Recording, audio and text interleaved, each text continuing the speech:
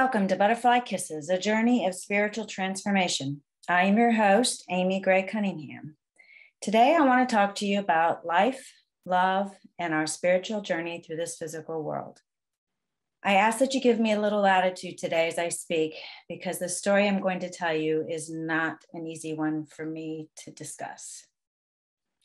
This past July 6th, David Ensley and I celebrated our 10th kidney anniversary. 10 years ago, God used me as a miracle to save the life of a stranger. That calling changed my life forever. It opened me up to a life of miracles and so many blessings. But what would have happened if I had said no to that calling in my life? It sends chills down my spine to even think about that now. How would my life be different? How would David's be different? And I wonder, in some parallel universe, if that life is actually being lived somewhere. It's kind of funny to think about that sort of thing sometimes, but life is about choices and decisions being made. We move through life as if tomorrow is promised to us in some way. We may complain about our jobs or the guy that cuts us off in traffic. Sometimes there's a couple F-bombs that get dropped. And we worry endlessly about how bills will get paid or whether we will have enough money to even buy the newest iPhone that's out or the newest Android. It's like we move through life from one moment to the next, accumulating minutes and days, weeks, months, years. We go from one big life event to the next until tragedy strikes. And we're reminded that from the moment we took our first breath, we're actually on a trajectory of dying. Now hold on with me here. I'm not trying to sound morbid, but if we think about dying, what is it exactly? For a while now, I thought that I had this whole thing all figured out. Life. It was about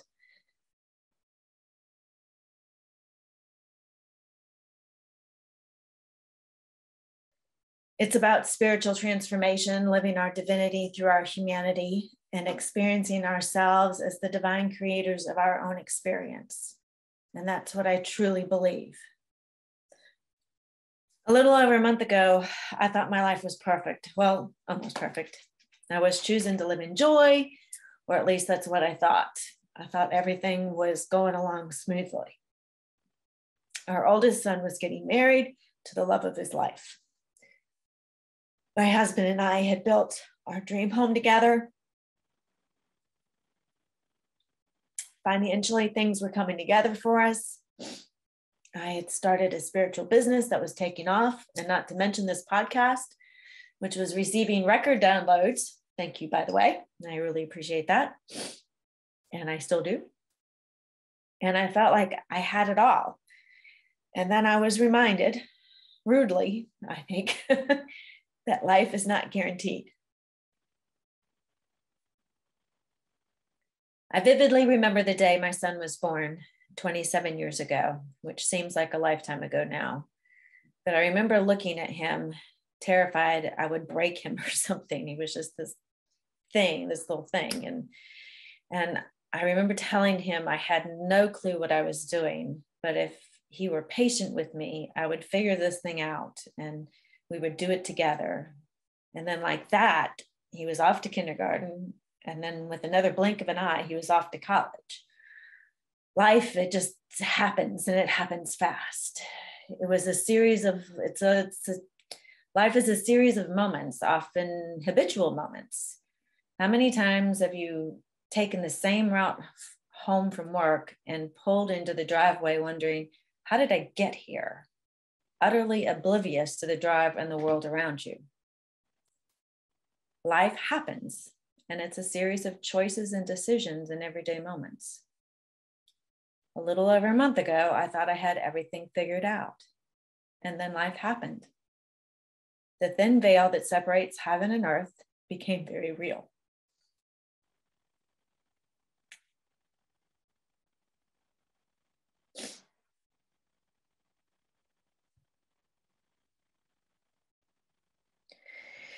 In earlier episodes, I told you about my experiences receiving pennies from heaven, gifts from my grandmother. as a way of showing me that she's still with me, still a part of my life.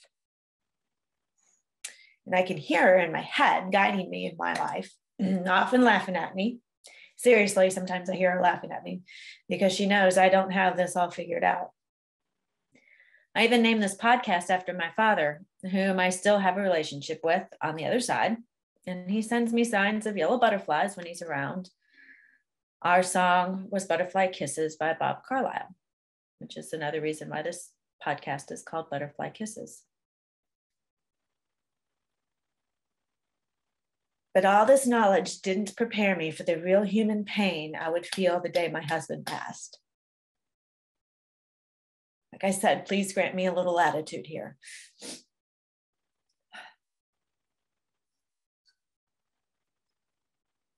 At first, I didn't know if I wanted to do this podcast or if I could make it through this podcast. I wasn't sure if I was ready. But then I heard that someone out there needed to listen to this, needed to hear this. And maybe it's me. I don't know. Maybe I needed to do this for me. So here I am. The day after one of the most memorable days of my life, my son's wedding, my best friend and partner in this physical life crossed over the veil to heaven. It was completely unexpected, yet at the same time, it wasn't. God had been preparing me. And at that moment, when he passed, I was lifted up by God's angels. And what's interesting looking back now is how well indeed I was taken care of. God made sure that loved ones completely surrounded me. And can you believe that the house where we stayed in Virginia had butterflies everywhere? It was the most fantastic thing I had ever seen. God was literally kissing me. Chuck and I married almost 12 years ago in a Castle McCullough in Greensboro. I told him it was because I was marrying my prince. And on that day, on September 26th, I was a princess. I had literally waited a lifetime for Chuck. We dated in high school. And for those of you who don't know our story, we broke up and got back together 20 years later through Facebook. We still, to this day, don't remember why we broke up.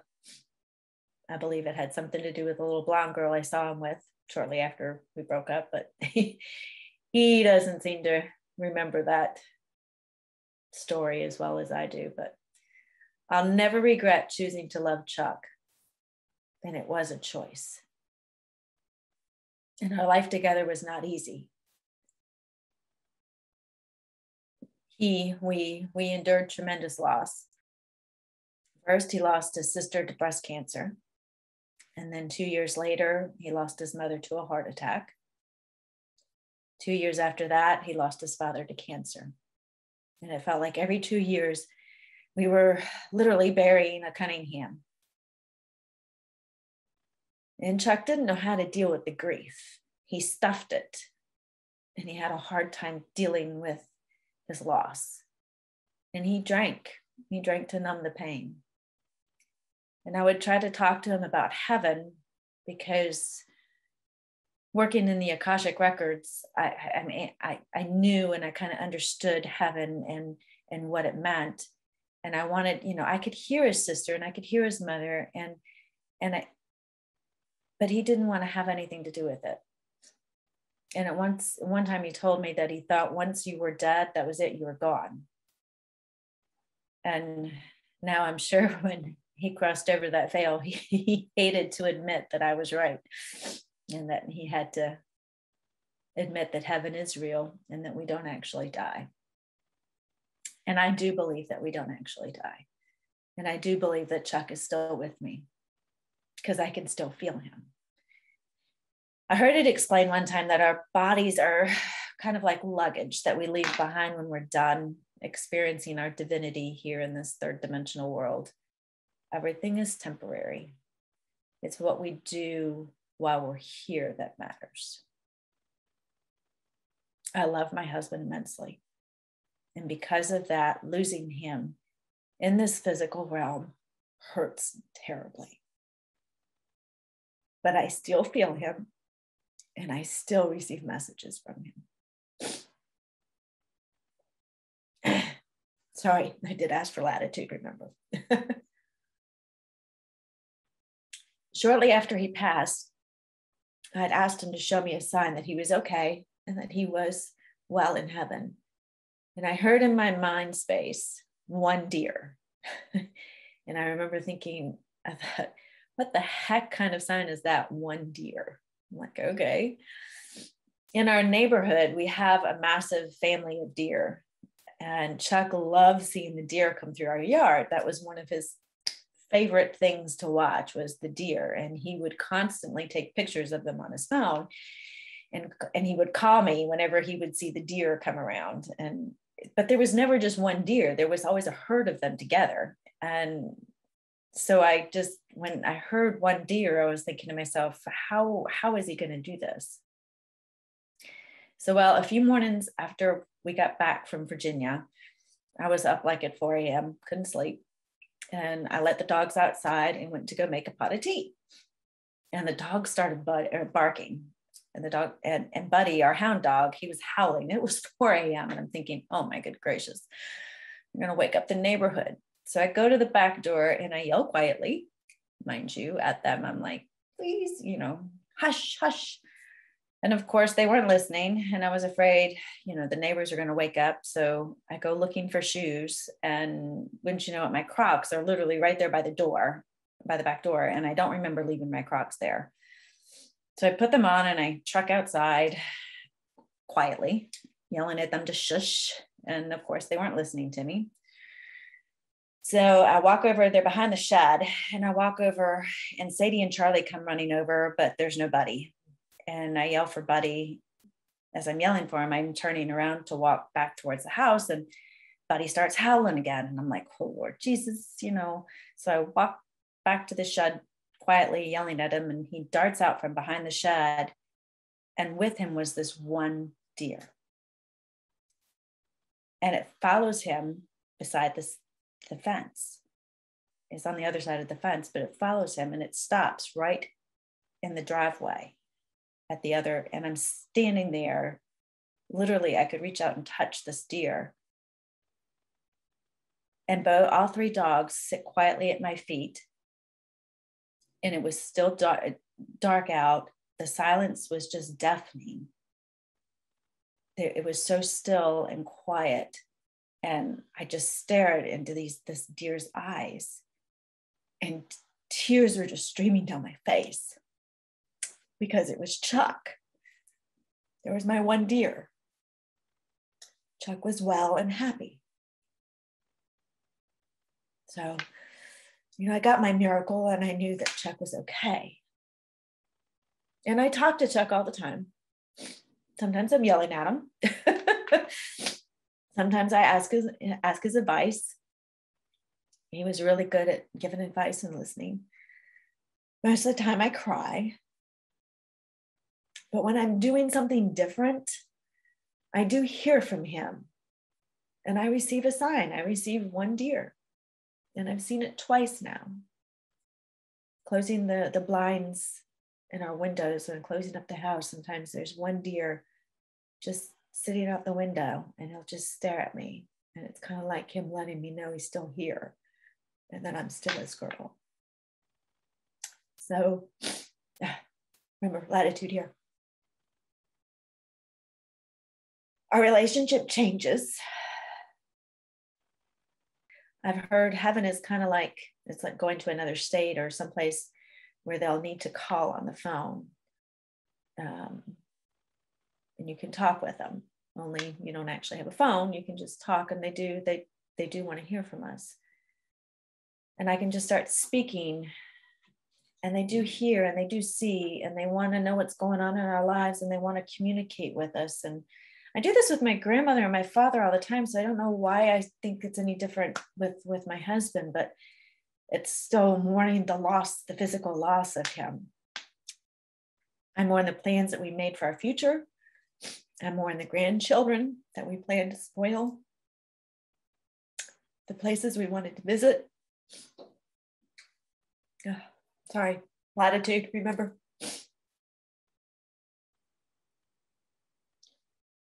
I miss the way he would make me laugh. The stupid, crazy TikToks he would send me with the hacks, the must-do hacks that we couldn't live without. And the best one that I ever got was the macaroni and cheese hack, where after you're done making macaroni and cheese, you can take the cheese, the imitation cheese, and you put it on the top of the pan, and you can just squeeze the cheese out and get all the cheese out that way. That was probably one of the best hacks he ever sent me. So, but I'm learning to accept and appreciate this new life. It's not easy because I do miss him, and I fluctuate from one moment to the next. Sometimes I'm perfectly okay, and the next moment I'm crying saying, this sucks. But I'm also learning that life is not permanent. We are not guaranteed tomorrow. What we do have is this moment, this breath, and what we do with it is our responsibility. No one can do it for us. We have a choice. And as that song goes, life is about changing. Nothing ever stays the same. It's all about transformation, continuing to grow, live, laugh, grieve, love, loss, joy, pain. It's what this world is all about. It takes strong people, strong souls to live in this world. I truly believe that. I can tell you one thing.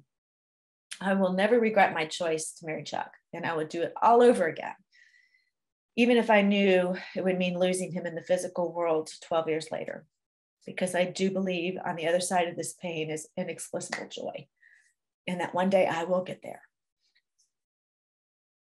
and it will happen. And I believe that Chuck is helping me, and that he's no longer in pain. He's with his sister and his mother and his dad,